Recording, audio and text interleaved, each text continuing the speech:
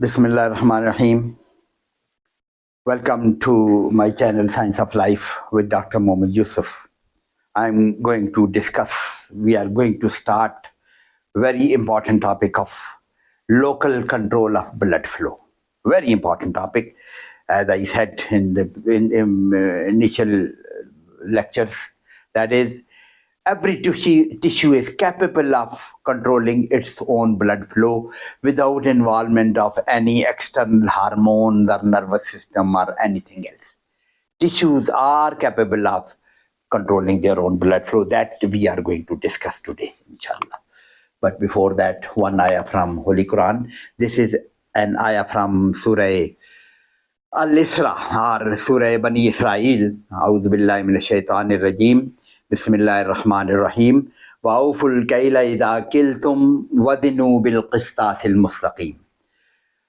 औफुल कैला, पैमाने को भरपूर रखो, इज़ा किल्तुम, जब तोलने लगो, जब दूसरे का हक देने लगो तो पैमाना खूब भर कर दो, उसमें कोई कमी ना करो.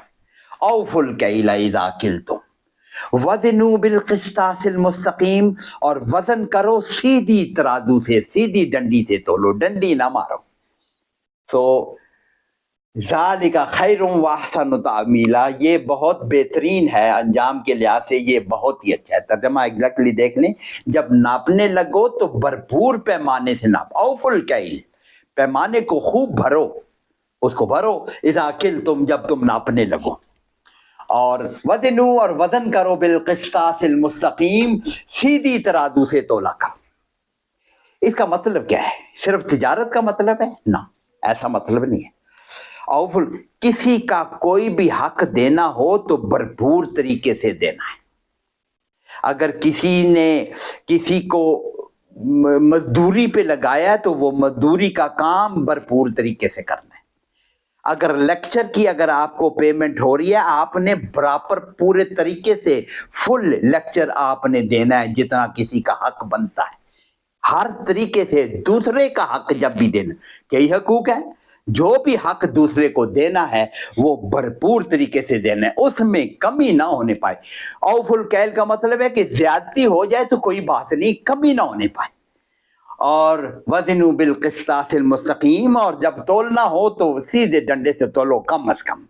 ज्यादा दो, औफुल कैल से दो, लेकिन कम अज कम सीधे डंडे से तोलो, कमी ना होने पाए. दूसरे का हक देते हुए उसमें किसी किस्म की कोई कमी ना हो. और ज़ालिका खैरुम व अहसनु तावीला, और यही बेहतर है और अंजाम के लिहाज से यही बहुत सबसे अच्छा है.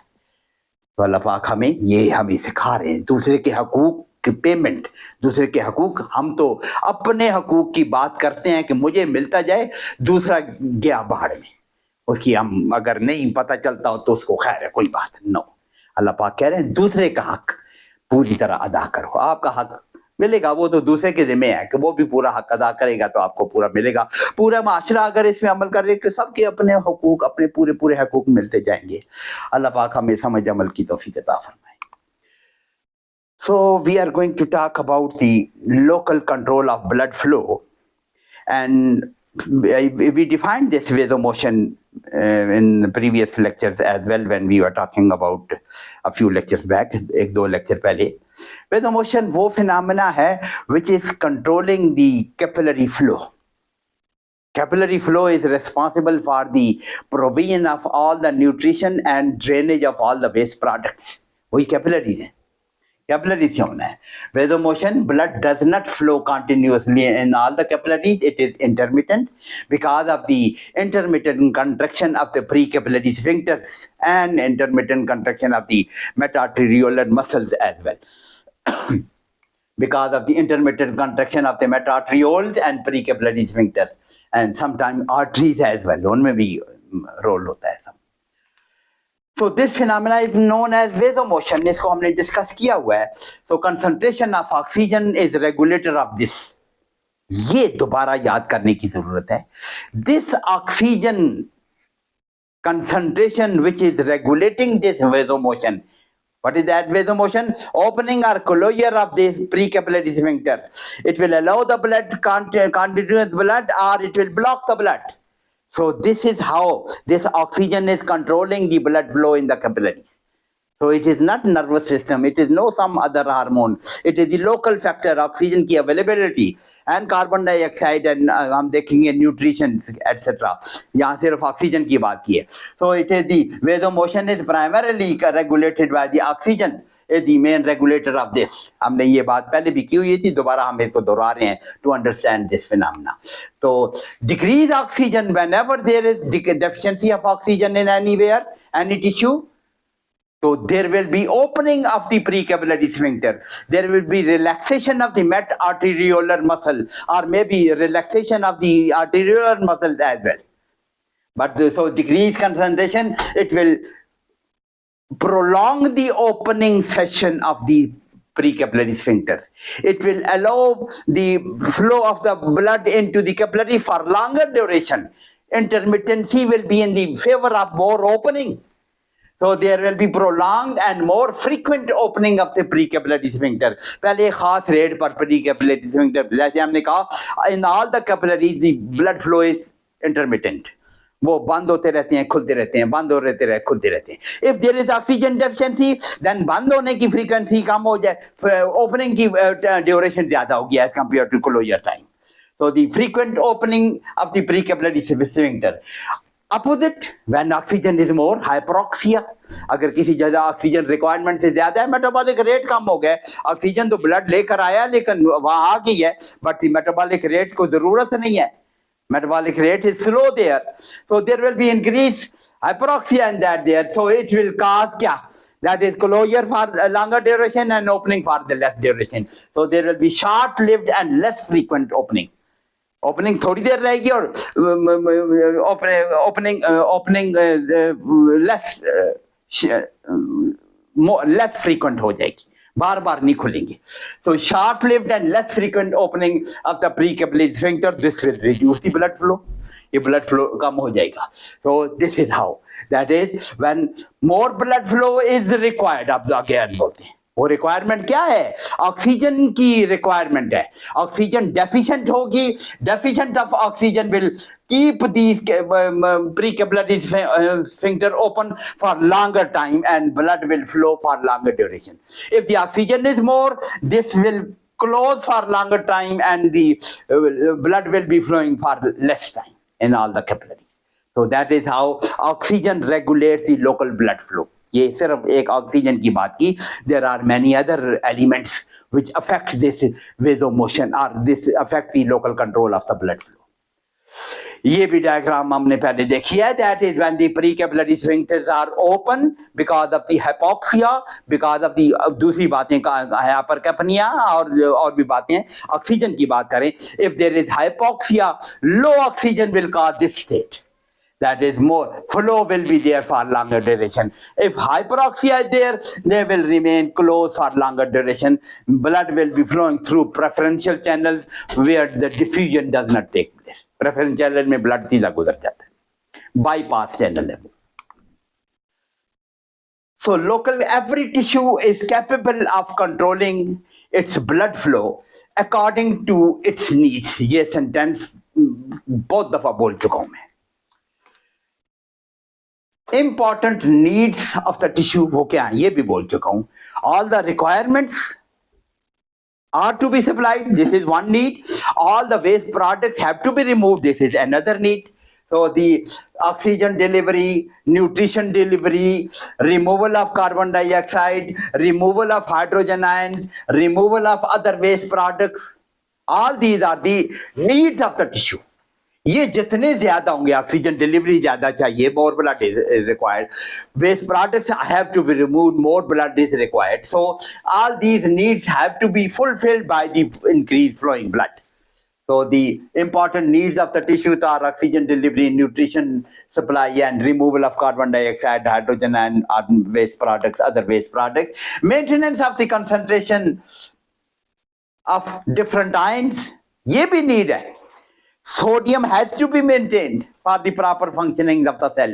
Sodium potassium level has to be maintained. Chloride has to be maintained. Calcium has to be maintained.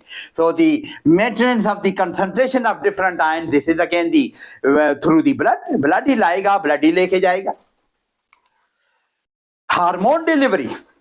For the different metabolic function, hormones are required. So hormones are to be supplied. किसी cell में glucose को इस्तेमाल करना है, maybe insulin is required there, और cortisol का function करना है, या किसी और थायरक्सिन ने कुछ करना है, तो thyroxine has to be supplied there, जो भी काम करना है. So all the hormone, that is also the requirement needs of the tissues. उसके मुताबिक blood flow होगा. Excess heat removal, ये भी एक need है. If heat has been produced by the metabolism, this heat has to be got rid of, and there is no means except blood. This blood will carry this extra heat to the surface, and it will be lost into the atmosphere. So all these requirements are met by the increasing blood flow. Or opposite is also true. When those are not required, less blood supply should be there. If there is there is no heat, less blood should be there. If the hormones are sufficient, less blood should be there. If the oxygen is more, less blood should be there. If the waste products are not being produced, metabolism has been slowed down, no hormone is required, so less blood should follow. So this is according to the needs of the blood flow will increase or decrease. Variation in the blood flow in different tissues. Heart tissue की अपनी needs है. Some tissues need more blood. Some tissues need small amount of the blood. For example, bones need only small volume of the blood. आगे हम देख रहे हैं. And liver needs more extra volume of the blood. Thyroid gland is very vascular. Adrenal gland is very vascular. There are tissues which are very vascular, tremendous blood supply they need.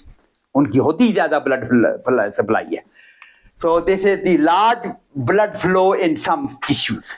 उसको हम list कर लेते हैं. Thyroid gland में blood flow is 160 ml per minute per 100 grams. Per 100 grams of the tissue की बात कर रहे हैं. थायराइड ग्लैंड का अगर 100 ग्राम टिश्यू हो, उसको हर मिनट में 160 ml ब्लड चाहिए. एड्रीनल ग्लैंड में 300 ml चाहिए. Same 100 ml of double. Thyroid gland से भी double. Thyroid gland is also very vascular, लेकिन ये तो ट्रेमेंडसली वास्कुलर है, उससे भी डबल वास्कुलर है. यानी ब्लड फ्लो उसमें ज्यादा. हाइपरीमिक, वास्कुलर ना बोले, हाइपरीमिक, मोर ब्लड फ्लो इज रिक्वायर्ड, और वो होता है normally. This is normal blood flow to the thyroid gland. This is normal blood flow to the adrenal glands. Liver 95 ml, ये भी काफी vascular और काफी hyperemic है. So the 195 ml per minute per 100 grams of the liver tissue. 100 ग्राम पर हमने major किए हुए सारे ब्लड. किडनीज में सबसे ज्यादा 360 ml per minute per 100 grams. 100 grams के पर 360 ml per 100 grams. ये आगे आप देखेंगे. 125 ml blood is supplied per minute to both the kidneys. ये 100 ग्राम्स पर हम बात कर रहे हैं. तो 360 ml per minute per 100 grams of the kidney tissue. इतना ब्लड चाहिए किडनी में. उसका काम क्या है? उसकी नीड ये है, that is filtration, GFR, and उसका mechanism of the formation of the fluid, regulation of the total blood volume, and the drainage of the waste creatinine and metabolites जो ड्रेन करने हैं, उसके लिए किडनी का काम है. So large blood flow is required in the kidneys as well. 360 ml per minute per 100 grams of the kidney. Exercising muscles. जब muscle exercise कर रहे हैं, they need at least 80 ml per 100 grams of the muscles. हम देखेंगे exercise ना कर रहे हो तो बहुत थोड़ा ब्लड चाहिए. तो ये सारे वो टिश्यू लेबल किए हैं. Large blood flow in some tissue, ये लार्ज ब्लड फ्लो वाले लेबल किए हैं. अभी कम ब्लड फ्लो वाले भी लेबल करते हैं, लो ब्लड फ्लो. सो ये लार्ज ब्लड फ्लो वाले आपने देखे एक्सरसाइजिंग मसल्स, और बाकी टिश्यूज में एक्सरसाइजिंग नहीं है, वो हर वक्त उतना ब्लड एटलीस्ट चाहिए. एक्सरसाइजिंग मसल तो जब रेस्ट में होंगे तो वो कम हो जाएगा.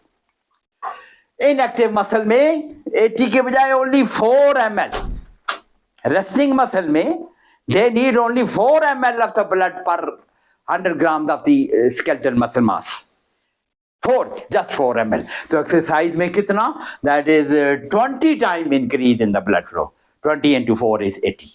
So 20 times increase in the blood flow in exercising method. तो resting condition में only 4 ml is sufficient. And bones में only 3 ml. मैं अभी एग्जांपल दे रहा था. only 3 ml per 100 grams of the bone blood is flow is there, और इतना ही होता है, ज़्यादा चाहिए भी नहीं उस वक्त। मेटाबॉलिज्म किसी वक्त ज़्यादा हो किसी बोन में, उसमें ज़्यादा जाएगा, लेकिन स्किन में इट इज 3 ml, वो भी बहुत थोड़ा है, 3 ml पर मिनट पर 100 gram of the muscle normally. किसी वक्त वेजोडाइलेशन होके ज्यादा भी हो जाता है, जब हीट लॉस को ज्यादा करना होता है, वेजोडाइलेशन इन द स्किन होता है, ब्लड फ्लो बढ़ जाता है, पर नॉर्मली एवरेज 3 ml पर। तो डिफरेंट टिश्यूज में ब्लड फ्लो डिफर्स, और डिफरेंट कंडीशन में ये और भी बढ़ सकता है या कम भी हो सकता है। Blood flow to different tissues, ये फिर डायग्रामेटिकली ये टेबल पूरा आगे है। दैट इज ब्रेन में 14% ऑफ दी कार्डिक आउटपुट जाता है, और ब्रेन में 700 ml पर मिनट है, और अगर पर 100 ग्राम देखें 50 है। हार्ट में इतना है 4% of the total cardiac output. This percentage is the percentage of cardiac output. ये कार्डिक आउटपुट में कितने परसेंट उधर जा रहे हैं। किडनी को देखें 22% जा रहा है, और हेपेटिक पोर्टल वेसल में इतना जा रहा है, आर्टीरियल में इतना जा रहा है, मसल में 15 जा रहा है। जैसे 4, वो जो 4 हमने कहा था पर 100 gram of the muscle, total जो जाता है that is the inactive muscle में 15 जाता है सारे muscle.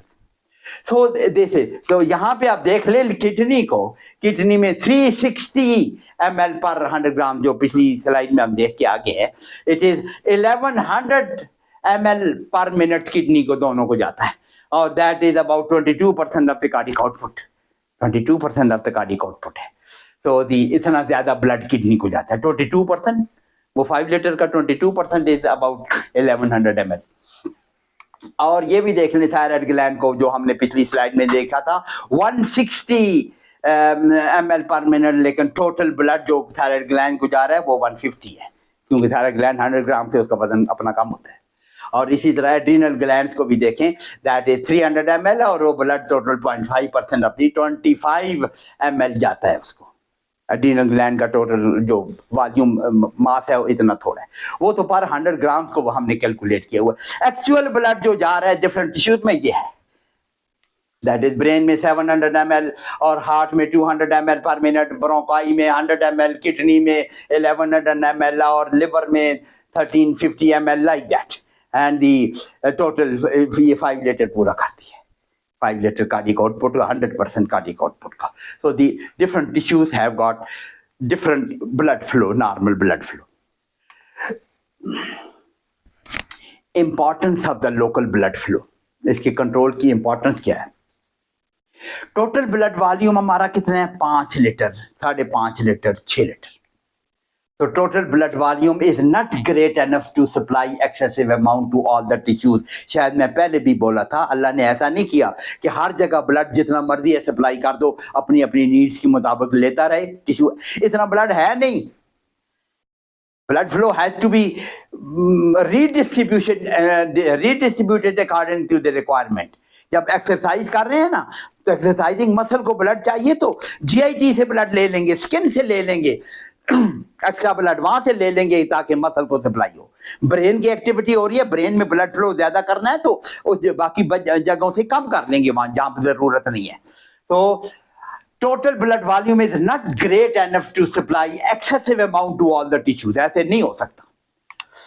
Blood flow to all the tissues is, ये सेंटेंस मैंने पहले बोला हुआ है, blood flow to all the tissues is just enough, यानी जितना चाहिए उतना ही है, 1 आधा ml ऊपर हो। So the blood flow to all the tissues is just enough or no more, no less.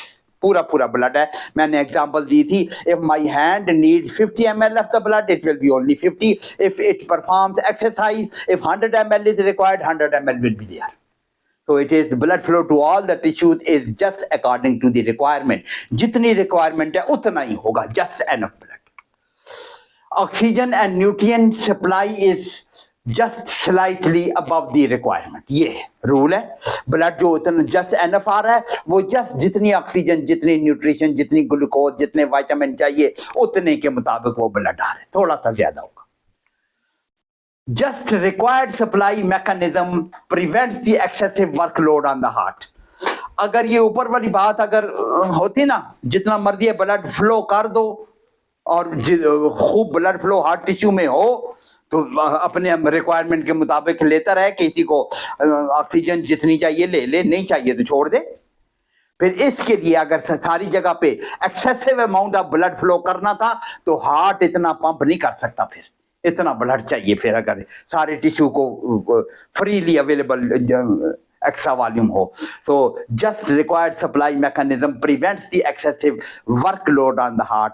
ये 5 लीटर पे तो काम करता है, लेकिन अगर ज्यादा हो, बहुत ज्यादा हो जाए तो फिर ये मुश्किल पड़ जाएगी। देखें ना, वी विल डिस्कस, आगे भी हम डिस्कस करेंगे, लेकिन मैंने एग्जांपल दी हुई है। Cardiac output is normally 5 litre, but when the person perform exercise, this can increase up to 10 liters to 13 liters to 20 liters to 25 liters, और well trained athlete may go to 30 liter, 35, even 40 liter।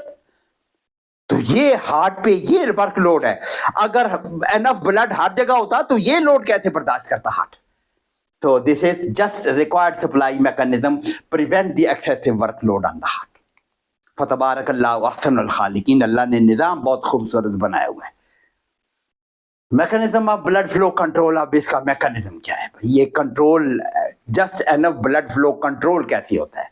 और मैंने बोला है कि that is local tissues are responsible for this control of the blood.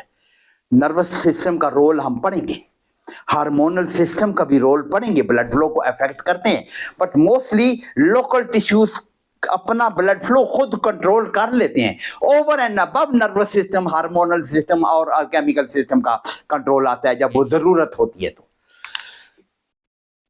ये blood flow control को हम 2 phases में पढ़ेंगे।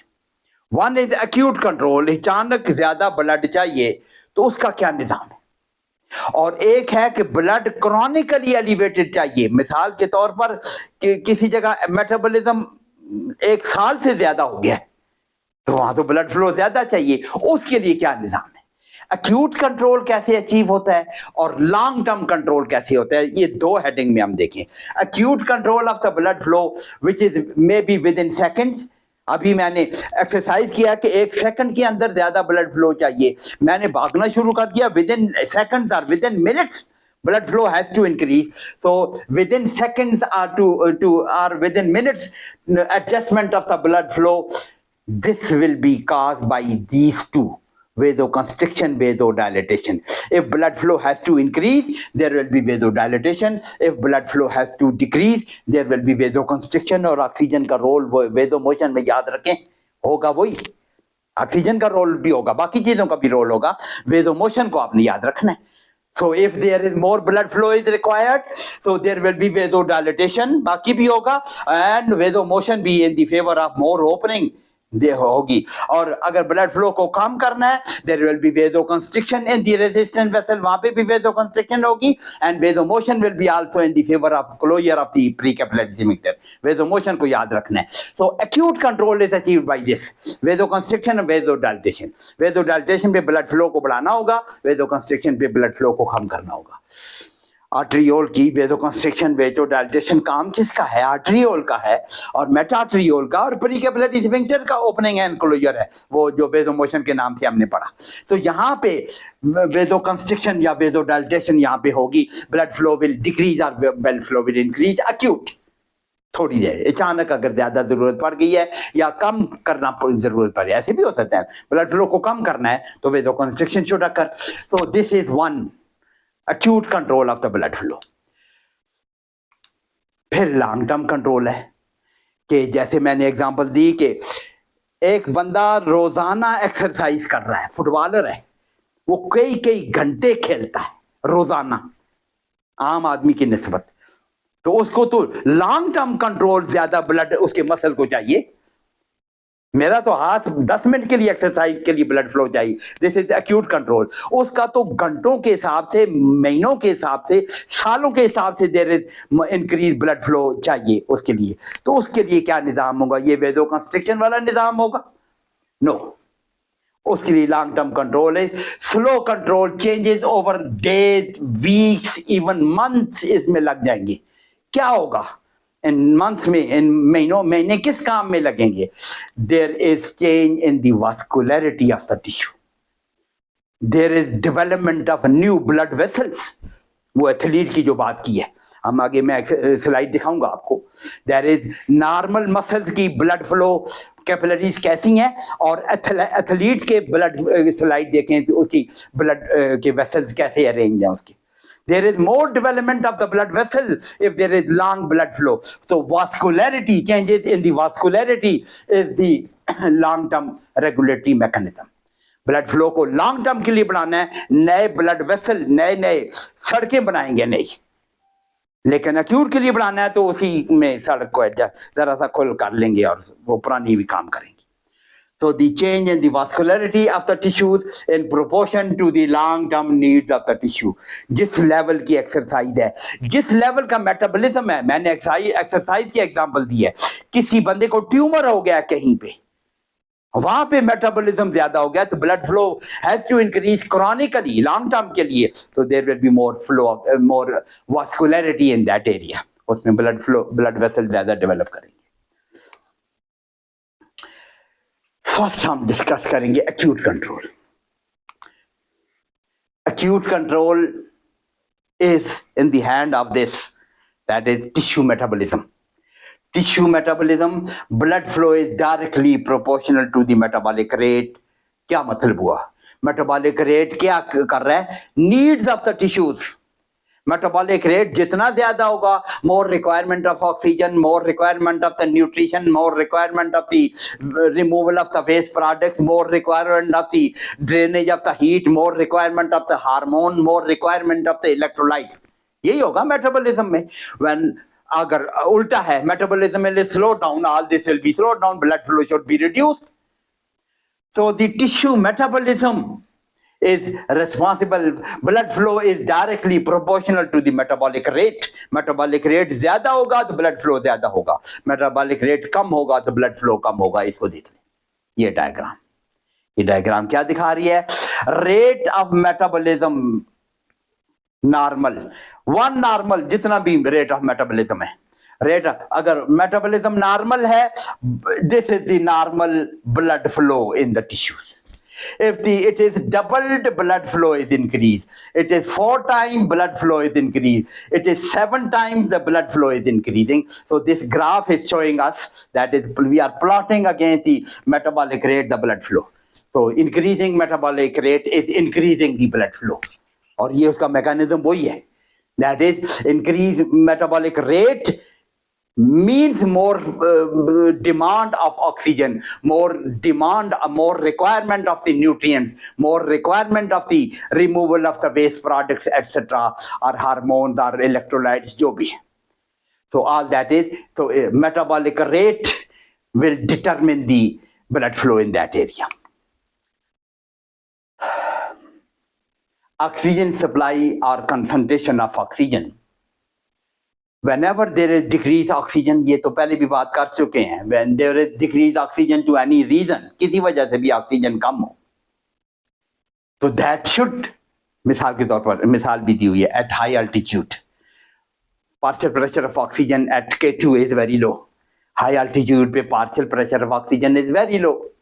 तो हाइपोक्सिया होता है, उसमें आपने पढ़ा है, ब्लड भी अगर पढ़ा हुआ है, number of RBC, erythropoietic factors at high altitude पे पढ़ा हुआ है। हाई एल्टीट्यूड पे there is relatively decrease oxygen, partial pressure of oxygen is less. High altitude पे किसी को निमोनिया हो गया है, एबटाबाद में रहता है, पेशावर में रहता है, कराची में रहता है, but the lungs are abnormal, something wrong, proper oxygenation of blood is not taking place, तो देयर इज हाइपोक्सिया, उसको तो हाइपोक्सिया है, ऑक्सीजन की सप्लाई कम है, और कार्बन मोनोऑक्साइड पॉइजनिंग हो गई है, that is an abnormal condition. Carbon monoxide is taking the combining with the hemoglobin और oxygen carrying capacity of hemoglobin कम हो जाती है, ये भी relative hypoxia, oxygen supply due to the oxygen deficiency will be there to all the tissues.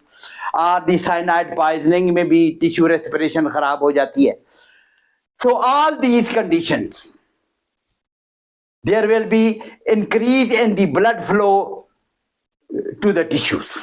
ये तो generalise है ना, ये जनरलाइज बात की है। General deficiency of oxygen throughout the body, through out the body है। हाई एल्टीट्यूड भी ये जनरल डेफिशिएंसी है, ऑक्सीजन कार्बन मोनोऑक्साइड पॉइजनिंग और साइनाइड पॉइजनिंग पे भी, और निमोनिया है तो वो भी पूरी बॉडी को ऑक्सीजन की डेफिशिएंसी है। This will increase the blood flow to all the tissues. ये देखें diagram, that is arterial oxygen saturation. Arterial oxygen saturation जितनी कम होती जा रही है, दैट इज उसी तरह का ग्राफ है जैसे हमने पिछली मेटाबॉलिक रेट के साथ देखा।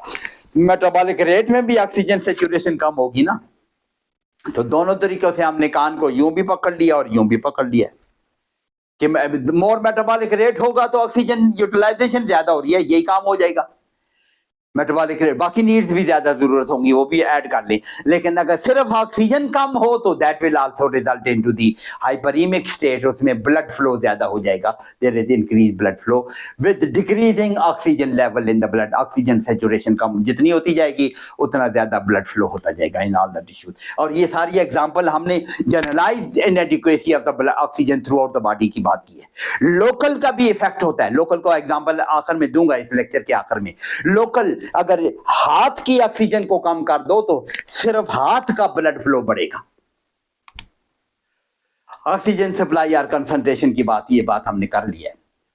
ऑक्सीजन सैचुरेशन फॉलिंग टू 25%, ये 100% है, वो 25% पे आ गई है। 25% रिडक्शन ये है, या to 25% the blood flow in isolated leg. ये डायग्राम जो है, this is oxygen saturation falling to 25%, tripled the blood flow in the isolated leg। ये जो एनिमल में एक्सपेरिमेंट किया गया है कि ऑक्सीजन की सैचुरेशन अगर 25% तक देखें, blood flow has 3 times increased, normal से 3 times इंक्रीज हो गया, 3 times इंक्रीज। हो दिस इज ऑक्सीजन सैचुरेशन जितनी कम होगी उतना ज्यादा ब्लड फ्लो होगा।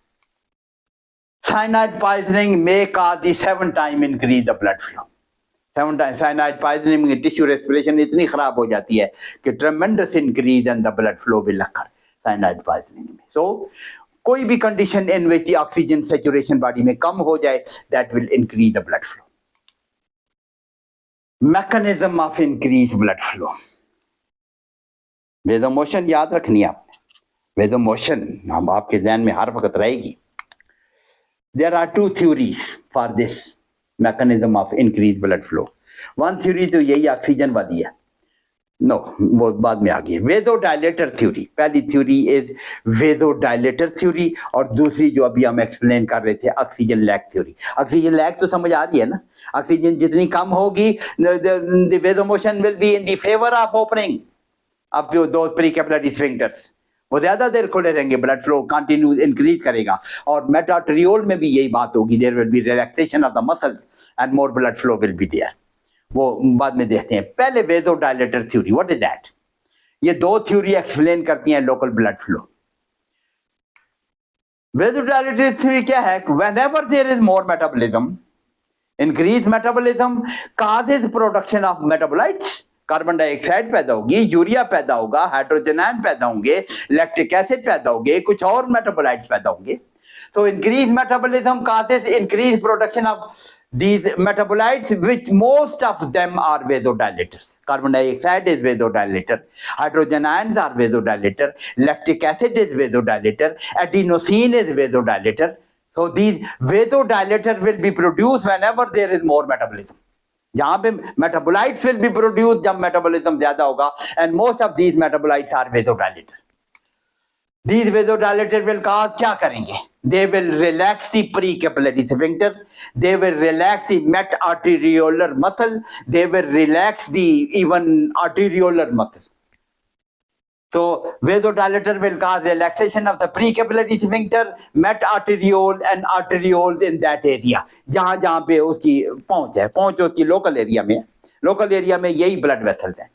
प्रीकैपिलरी मसल स्फिंक्टर के मसल्स हैं, muscle in the metarteriole and muscle in the nearby arterioles, उनको रिलैक्स करेंगे। वेजोडायलेटर क्या करते हैं? They cause the relaxation of the smooth muscle. Smooth muscle जब रिलैक्स होंगे, dilatation of the blood vessel will occur, metarteriole will be dilated, arteriole will be dilated, more blood flow in this area will be possible. So vasodilate, all the vasodilator will cause the more blood flow in that area. There will be increased blood flow. This is one theory. Vasodilator theory. And opposite उसको apply कर लें, blood flow को कम कैसे करेंगे? When metabolism is slowed down, ये vasodilator खत्म हो जाएंगे, कार्बन डाइऑक्साइड कम हो जाएगी, hydrogen ions will be reduce, lactic acid will be reduce, adenosine will be, any vasodilator जो metabolism in which are being produced in metabolism, their concentration will fall and that will cause vasoconstriction. Opposite of that, vasodilator effect will be gone and vasoconstriction will occur, blood flow will be reduced, and the vasomotion will be in the favor of more closure of the precapillary sphincter and less blood flow in the true capillaries. So decreased metabolism leads to decreased vasodilators, and there is less vasodilatation or vasoconstriction, and vasoconstriction will reduce the blood flow. So this is vasodilator theory.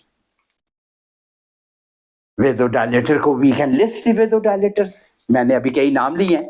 वेजोडायलेटर adenosine is the very powerful vasodilator, then carbon dioxide is also vasodilator. These are, adenosine कहां से आएगी? When metabolism is going on, ATP will be broken down into ADP, AMP, and finally adenosine may be formed. Adenosine will leak out and it will cause the vasodilatation. Very powerful vasodilator. It is very important vasodilator in heart muscles.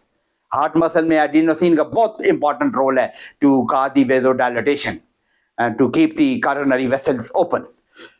So adenosine, carbon dioxide, ADP, breakdown of the ATP से ADP बनेगी, और AMP भी किसी हद तक vasodilator, but this is very powerful. ये दोनों भी वेजोडायलेटर, लेकिन adenosine is more powerful. And histamine, that will be produced by some cells. Histamine is vasodilator. Hydrogen ions and the serotonin and the potassium ions, they are vasodilator. And so these are the different vasodilators. They will be produced in different metabolism in different tissues. किसी tissue में कौन सी चीज पैदा होगी, किसी में कौन सी पैदा होगी। So this is the general list of the vasodilator. Metabolism जब ज्यादा होगा, इनमें से चंद एक या सारे या कुछ, they will be produced and they will cause the relaxation of the smooth muscle in the local blood vessels, and it will cause the more diameter of the blood vessel vasodilatation and blood flow will occur. Adenosine, the most important blood flow regulator. This is increased activity or metabolism will cause the breakdown of ATP into adenosine, and adenosine can leak out of the cells. Metabolism तो cell के अंदर होता है ना, adenosine जब बनेगी, ADP बाहर नहीं जाती, एडिनोसिन बाहर जा सकती है। Adenosine will come out and it will cause the effect on the nearby smooth muscles of the blood vessels and will cause vasodilatation, more blood flow will be there. Especially important in the cardiac muscle, अभी example दी थी, it is very important in cardiac muscle. Combined effect of different vasodilator is responsible for the control of blood flow. ये local control में एक वेजोडायलेटर नहीं है, कई वेजोडायलेटर हो सकते हैं। एडिनोसिन हो सकती है plus carbon dioxide, may be plus hydrogen ion, और different combinations of the different vasodilator in different tissues is responsible for this control over the blood flow.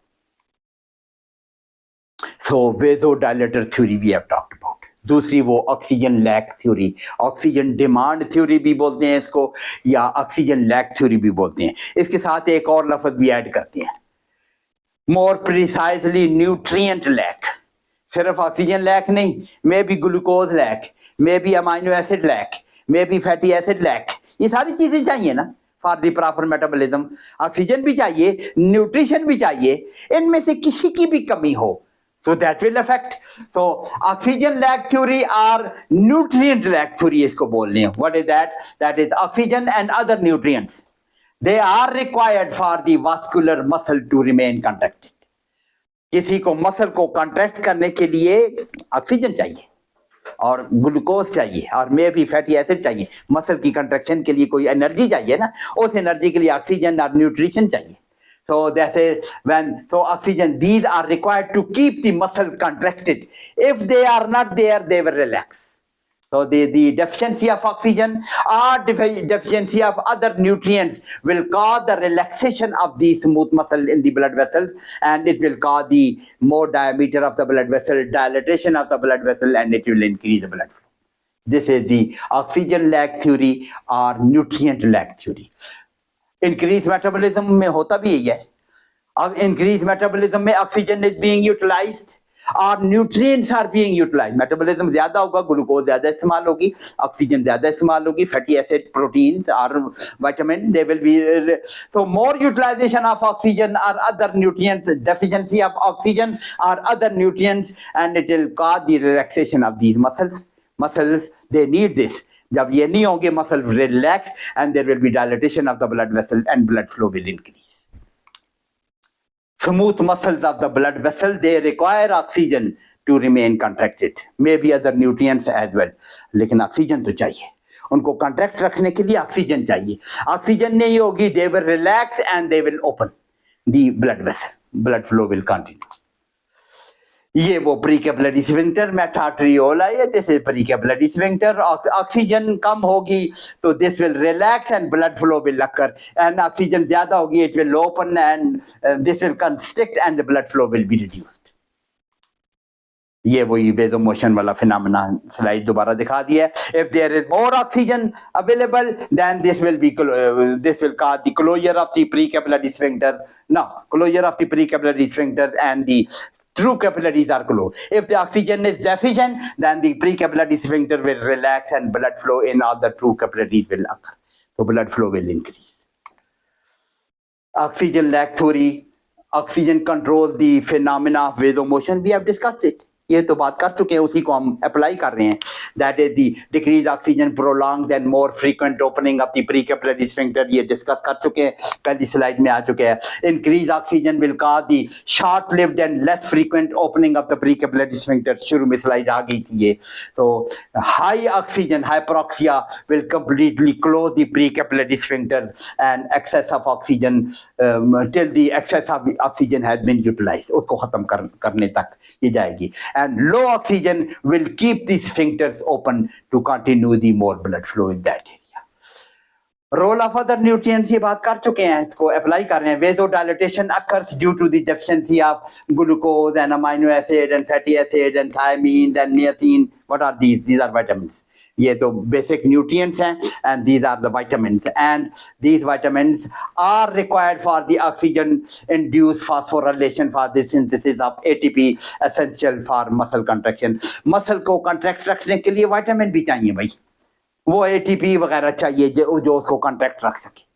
So this contraction of the muscle requires ATP and synthesis of ATP phosphorylation process requires these thiamine or niacin and riboflavin. आपने energy metabolism में शायद कहीं पढ़ा होगा. So the vitamins जब कम होंगे तो ये भी खराबी हो. Vitamin available होंगे, the muscle may remain contracted. अब ये दो फिनोमेना, आखिरी दो स्लाइडें हम देखने लगे हैं, इसी को अप्लाई करेंगे. Reactive hyperemia. What is that? Hyperemia means increased blood flow. Reactive hyperemia अभी explain करता हूँ. Reactive to what? किसकी reaction में hyperemia होगा? If you occlude the blood flow to for some time in some tissue, किसी tissue में blood flow रोकते हैं, हाथ का ब्लड फ्लो रोकते हैं, उंगली का ब्लड फ्लो रोकते हैं, बाजू का ब्लड फ्लो रोकते हैं. Occlusion of blood flow for some time, किसी देर के लिए. तो क्या किया आपने? You have stopped the supply of oxygen, nutrition, and you have stopped the drainage of the metabolites, carbon dioxide, lactic acid और एडेनोसिन जो भी है. मेटाबॉलिज्म मर तो नहीं गया ना. हमने इस उंगली पे इधर रबर बैंड बांध दिया है. If we have applied rubber band, we have stopped the blood flow. उंगली तो जिंदा है, मरने के लिए इसको कुछ टाइम चाहिए. So हमने blood flow रोक दिया तो क्या हुआ है? We have stopped the oxygen supply. We have stopped the nutrient supply. Oxygen demand theory or vasodilator will be produced. Both you can apply. Nutrition demand or lack or oxygen lack or the more metabolites collection will cause vasodilatation in the tissue which the blood flow of which has been occluded. वो metabolites उधर जमा होते जाएंगे, लेकिन blood flow तो है नहीं, वो जमा होते जाएंगे. वो ब्लू भी हो जाएगा, ब्लड फ्लो कम होगा, वो ब्लू भी हो जाएगा. कितनी देर हम रोकेंगे? आपने if you may have got experience कि आपने बचपन में रबर बैंड टाइट करके किसी उंगली पे बढ़ा लिया, कुछ देर के लिए बाद दैट बिकम ब्लैक, ब्लू हो जाती है finger. So when you release the occlusion, आपने आपकी घर वालों का इसको उतारो, कितनी देर के लिए बांधी हुई है फिंगर, या हमने यहाँ पे बांधा हुआ है, कफ बांधा हुआ है ब्लड प्रेशर वाला, ज्यादा देर के लिए बांधा है, the arm becomes blue, oxygen supply रुकी हुई है एंड मेटाबोलाइट्स जमा हो रहे हैं, कार्बन डाइऑक्साइड जमा हो रही है, हीमोग्लोबिन वो डीऑक्सीजनेटेड हीमोग्लोबिन जमा हो रहा है एंड साइनोसिस हो रही है, ब्लू हो रही है, प्रिफरल साइनोसिस, छोड़ दें, ब्लड रुका हुआ है, मेटाबोलाइट्स जमा हो गए हैं, ऑक्सीजन कम हो गया, न्यूट्रिशन जमा हो गया, देयर विल बी जनरलाइज्ड वेजोडाइलेटेशन, लेकिन अभी ब्लड बंद है. When you release the occlusion, when you release the occlusion, तो यहाँ तो मेटाबोलाइट्स ट्रेमेंडसली जमा हो चुके थे, they have caused the vasodilatation throughout this occluded area. Blood flow जिसका occlude है, उंगली है, पूरी उंगली का, बाजू है तो पूरे बाजू का.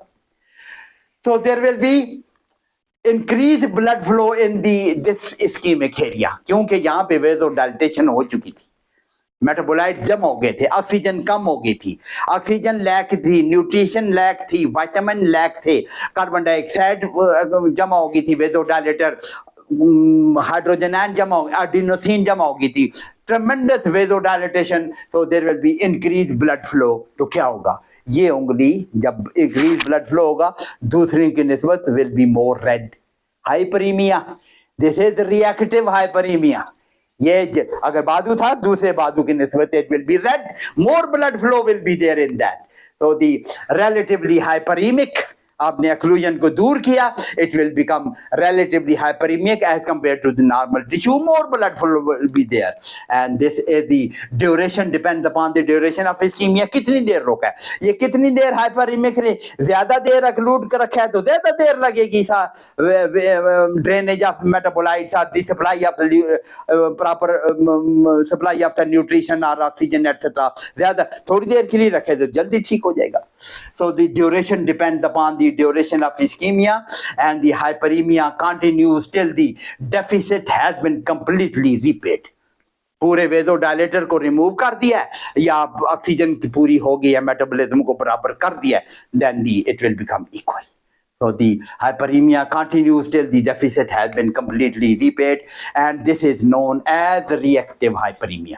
उसकी explanation मैं कर चुका हूँ, explain कर चुका हूँ. Occlusion causes accumulation of metabolites, vasodilators, and deficiency of oxygen and maybe other nutrition, and there will be increased blood flow after the release. Release किया है तो hypoxia or vasodilator का जमा होने, it will cause vasodilatation, and this is known as reactive hyperemia. तो this is the application of that our knowledge जो आज हमने डिस्कस किया है. और इसमें इसके मुकाबले में एक और चीज भी होती है, एक्टिव हाइपरीमिया, जो स्लाइड मैंने नहीं लगाई. एक्टिव हाइपरीमिया में इफ देयर इज एक्सरसाइज करने लगे, more blood flow in the muscles, जो टिश्यू ज्यादा एक्टिव होता जाएगा उसमें ब्लड फ्लो ज्यादा होता जाएगा, that is known as active hyperaemia. Muscle की example, normal muscle blood flow is only 4 ml per 100 gram, और जब एक्टिव हो जाएगा एक्सरसाइजिंग मसल, ब्लड फ्लो में भी 80 ml per 100 gram of the muscle, that is known as active hyperaemia. जहाँ पे metabolism ज्यादा होगा वहां पे हाइपरीमिया होगा, that will be active hyperaemia. और रिएक्टिव हाइपरीमिया मैंने एग्जांपल आपको दे दी. So next time we will continue this, and the local control of blood flow का दूसरा हिस्सा भी रहता है लॉन्ग टर्म कंट्रोल, जो हमने डिस्कस करना है. ये तो एक्यूट कंट्रोल हमने बात की है, अब लॉन्ग टर्म का कंट्रोल हमने बात करनी है. वो वास्कुलरिटी कैसे इंक्रीज करती है, लॉन्ग टर्म में हमने कहा था ना वास्कुलरिटी बढ़ती है, वो कैसे करती है, इंशाल्लाह ताला वो हमारा नेक्स्ट लेक्चर होगा. Hope to see you in your next lecture, and thank you very much for subscribing and sharing my videos, and please do share to rest of the student. जितने आप दोस्तों को, मेडिकल पीपल को, students को, specially students को, first year second year वाले students को आप शेयर करेंगे, कहाँ जी शेयर करेंगे, आपका सदका जारिया होगा और मेरा भी सदका जारिया फैलेगा इंशाल्लाह ताला. मुझे भी फ़ायदा होगा और आपको भी फ़ायदा होगा, जितना ज़्यादा ये लोगों तक पहुँचेगा. Thank you very much. Hope to see you in next video. Thank you very much.